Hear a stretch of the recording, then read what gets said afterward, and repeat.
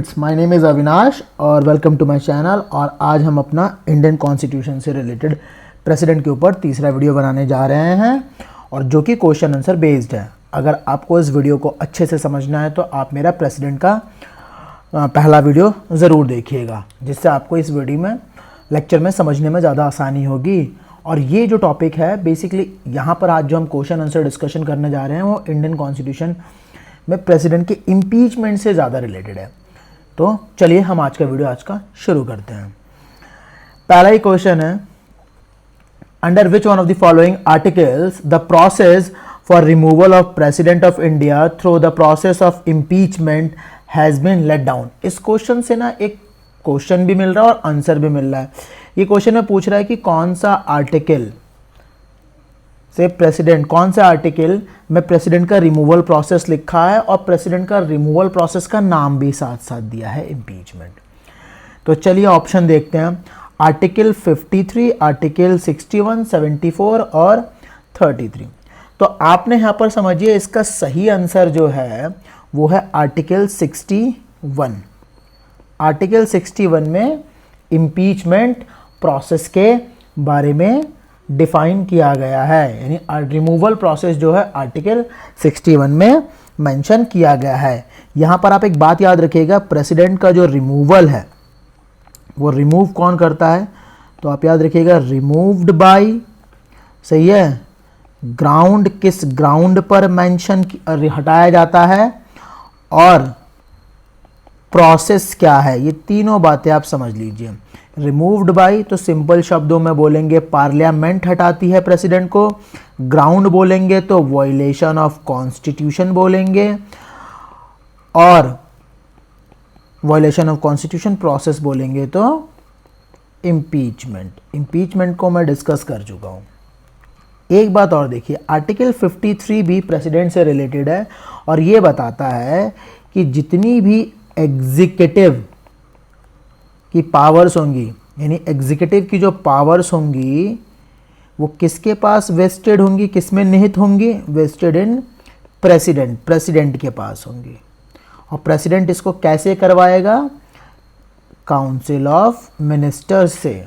ठीक, आर्टिकल 74 क्या बोलता है, ये भी 53 से थोड़ा रिलेट करता है। आर्टिकल 74 बोलता है कि एक काउंसिल ऑफ मिनिस्टर होगी जिसका हेड जो होगा वो पीएम होगा और ये किसकी मदद करेंगे, किसको एड करेंगे, प्रेसिडेंट को वो।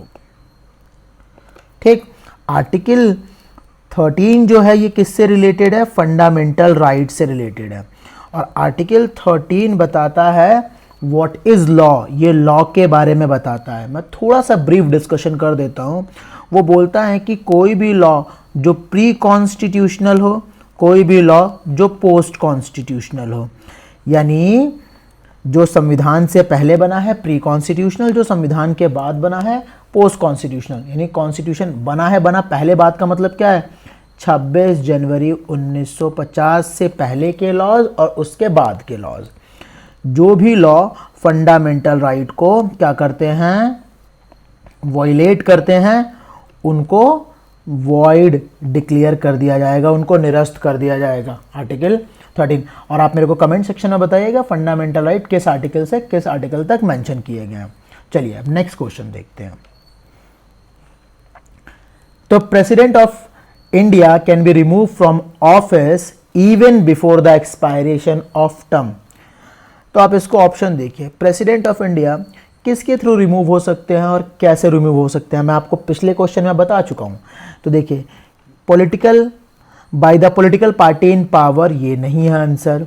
बाय द प्राइम मिनिस्टर, नहीं, प्राइम मिनिस्टर का डायरेक्टली हटा नहीं सकते। थ्रू द इम्पीचमेंट और through the trial by court, तो कोर्ट भी नहीं हटा सकती। तो इसका आंसर क्या होगा, इम्पीचमेंट। मैं आपको बता चुका हूं कि इम्पीचमेंट के बारे में, प्रेसिडेंट को उसकी पोस्ट से हटाया जिस प्रोसेस से जाएगा वो इम्पीचमेंट है। और ये इम्पीचमेंट आपको मैं अपने वीडियोस में बता चुका हूँ कि ये यूएसए से लिया गया है। कहाँ से लिया गया है, यूएसए से लिया गया। और अभी हमने पिछले ही क्वेश्चन में पढ़ा था कि आर्टिकल 61 में मेंशन है। ठीक, और साथ ही साथ देखिए इम्पीचमेंट जैसा प्रोसेस ना जो प्रेसिडेंट के साथ साथ सुप्रीम कोर्ट के चीफ जस्टिस के ऊपर भी लगाया जाता है। ठीक, सिमिलर प्रोसेस होता है, बिल्कुल कंप्लीटली सेम नहीं होता बट सिमिलर प्रोसेस होता है। नेक्स्ट क्वेश्चन देखिए, by which house of parliament impeachment में बी इम्पोज्ड ऑन प्रेसिडेंट, यानी पार्लियामेंट का कौन सा सदन प्रेसिडेंट के ऊपर इंपीचमेंट लगा सकता है। हाउस ऑफ पीपल, इसे साधारण भाषा में हम लोग कॉमन में लोकसभा जानते हैं। काउंसिल ऑफ स्टेट, इसे राज्यसभा जानते हैं। और by any house of parliament, देखिए जो इम्पीचमेंट प्रोसेस तो लोकसभा भी लगा सकता है, राज्यसभा भी लगा सकता है, लेकिन इसमें जो ऑप्शन 3 है वो ज़्यादा सटीक आंसर है क्योंकि इसमें दोनों बातें कवर हैं। देखिए भारत में जो इम्पीचमेंट प्रोसेस है, इम्पीचमेंट प्रोसेस जो कि आर्टिकल 61 में मेंशन है, यूएसए से लिया गया है। ये स्टार्ट कहाँ से हो सकता है, किसी भी हाउस से, लोकसभा से और राज्यसभा दोनों में से किसी भी हाउस से स्टार्ट हो सकता है। इस बात को आप याद रखिएगा, ठीक। नेक्स्ट क्वेश्चन, और एक बात और याद रखिएगा, जो लोकसभा है इसके स्पीकर को ज़रूर याद रखिएगा, बहुत बार पूछे जाते हैं। स्पीकर कौन है भाई, मैं आपको बहुत बार बता चुका हूँ, ओम बिरला साहब। काउंसिल ऑफ स्टेट, राज्यसभा का चेयरमैन कौन होता है, आपको पता ही है, वाइस प्रेसिडेंट होता है। वाइस प्रेसिडेंट कौन है इसके इस समय पर, जगदीप धनखड़ साहब, याद रखिएगा ये भी। Next question, which of one of the following has the power to initiate the motion of impeachment of the president, यानी प्रेसिडेंट को हटाने के लिए जो इम्पीचमेंट का प्रस्ताव है वो कौन ला सकता है निम्नलिखित में से। देखिए लोकसभा, ये प्रीवियस क्वेश्चन का ही बदला हुआ रूप है। लोकसभा, राज्यसभा, स्पीकर ऑफ लोकसभा, इनमें से कुछ नहीं है, दोनों हाउसेज ला सकते हैं। मैंने आपको बताया था कोई भी दोनों हाउसेज स्टार्ट कर सकते हैं, तो इसलिए इसका आंसर ये सही है।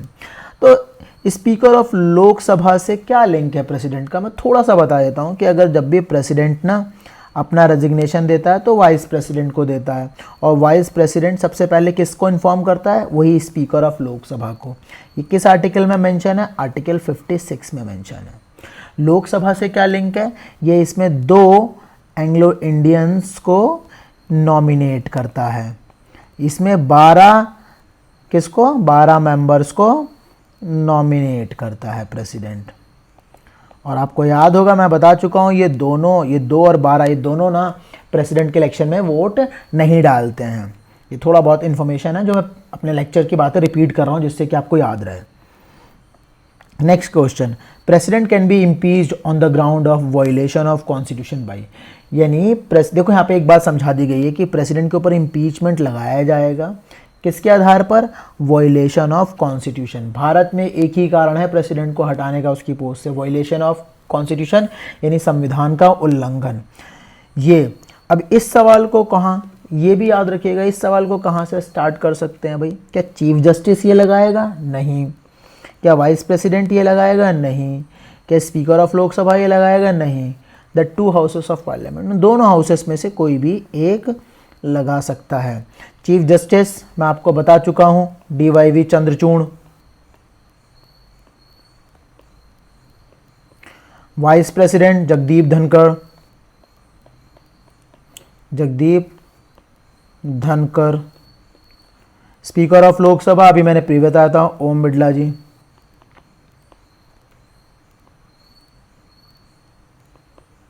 ओम बिरला जी, ठीक है ना ये बात।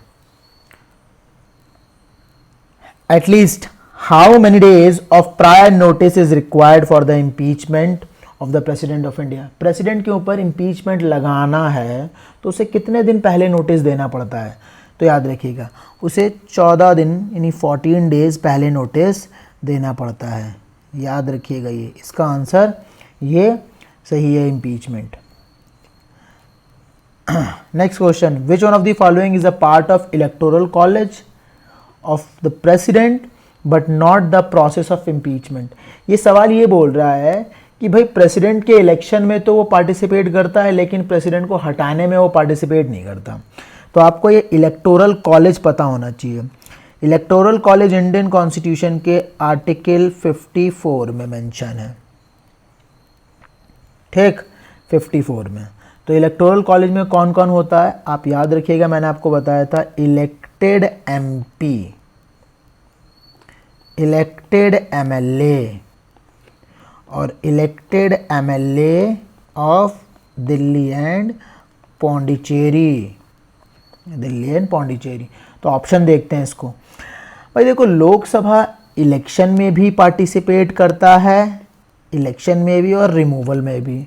राज्यसभा भी इलेक्शन में भी पार्टिसिपेट करता है, रिमूवल में भी। लेजिस्लेटिव काउंसिल जो है ये किसी में पार्टिसिपेट नहीं करती, ना ही इलेक्शन में ना ही रिमूवल में। स्टेट लेजिस्लेटिव जो है वो किस में, इलेक्शन में तो पार्टिसिपेट करती है लेकिन रिमूवल में पार्टिसिपेट नहीं करती है। तो देख लो, लोकसभा इलेक्शन में भी, रिमूवल में भी, राज्यसभा भी इलेक्शन में भी, रिमूवल में भी।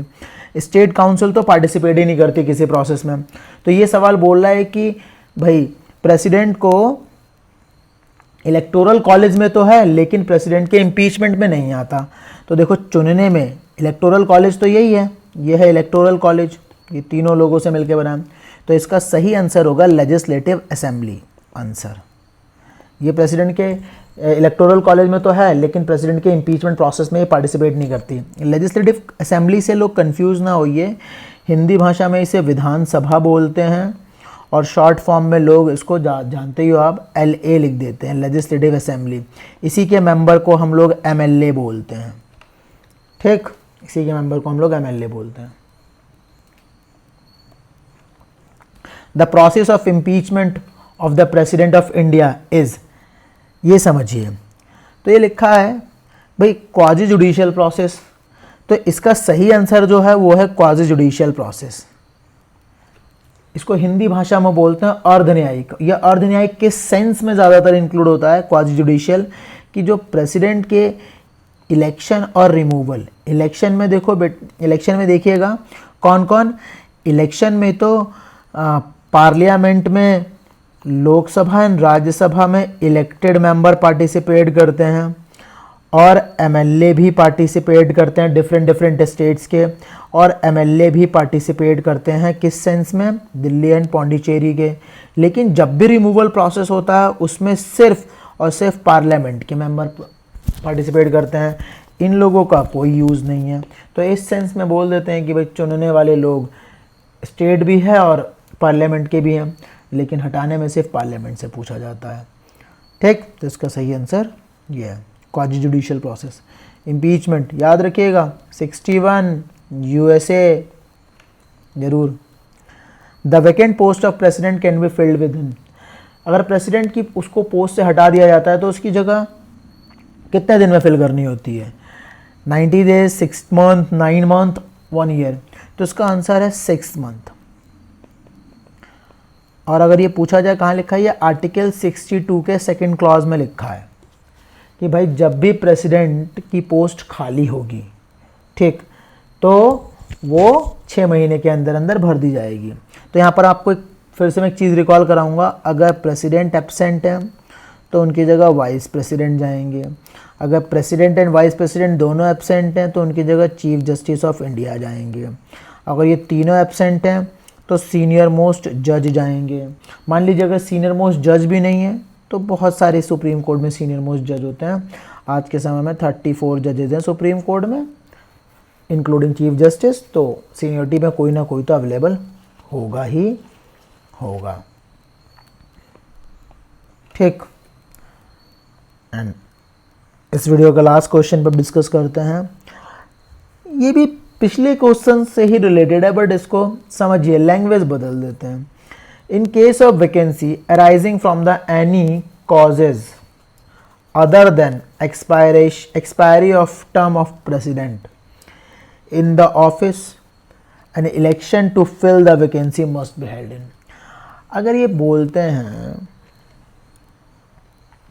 कि अगर प्रेसिडेंट का पद प्रेसिडेंट के कार्यकाल के समाप्त होने के अलावा किसी तरीके से खाली होता है तो उसको भरने के लिए इलेक्शन कितने दिन में हो जाना चाहिए। तो अब इसको क्वेश्चन को समझिए, पहले आंसर समझाता हूँ फिर मैं एक्सप्लेनेशन दूंगा। ये बोलता देखो within a 6 month from the date of occurrence of vacancy, यही आंसर इसका ठीक है। अब आप समझिए प्रेसिडेंट का पोस्ट खाली कैसे कैसे हो सकता है? देखिए, प्रेसिडेंट का जो पोस्ट है वो दो तरीके से खाली हो सकता है, या तो उनका टर्म जो है कंप्लीट हो जाए, या प्रेसिडेंट किस केस में रेजिग्नेशन दे दें, या डेथ हो जाए, रेजिग्नेशन डेथ हो जाए, या इम्पीचमेंट हो जाए, इम्पीचमेंट, या अदरवाइज कोई और तरीका भी आ गया। तो देखिए, ये तो टर्म जो फिक्स है, यानी 5 साल का पूरा कार्यकाल है। अगर 5 साल बाद खत्म होता है, यानी प्रेसिडेंट के 5 साल पूरे आते हैं और किसी रीजन से इलेक्शन नहीं आया, नहीं हो पाया, तो प्रेसिडेंट भी क्या होगा, प्रेसिडेंट का पोस्ट मैक्सिमम 6 महीने तक खाली रह सकता है। तो ये जो 6 महीने होंगे वो एग्जिस्टिंग प्रेसिडेंट ही पूरा करेंगे।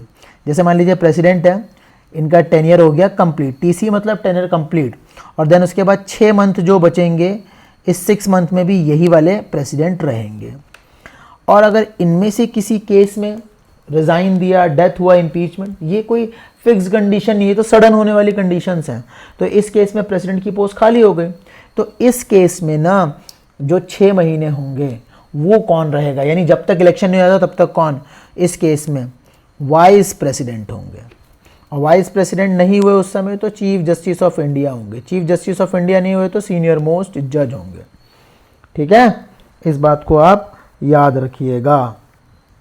ठीक, अगर इस पूरे वीडियो में आपको लगता है कि कोई चीज़ आपको डिटेल में जाननी है, कोई चीज़ में कमी है, तो आप मुझे कमेंट सेक्शन में ज़रूर मेंशन करिएगा। और आज हमने इस टॉपिक में इतना ही डिस्कशन करना है। Thank you so much. और अगर आपको ये वीडियो पसंद आता है तो इसको, मेरे चैनल को प्लीज़ लाइक एंड सब्सक्राइब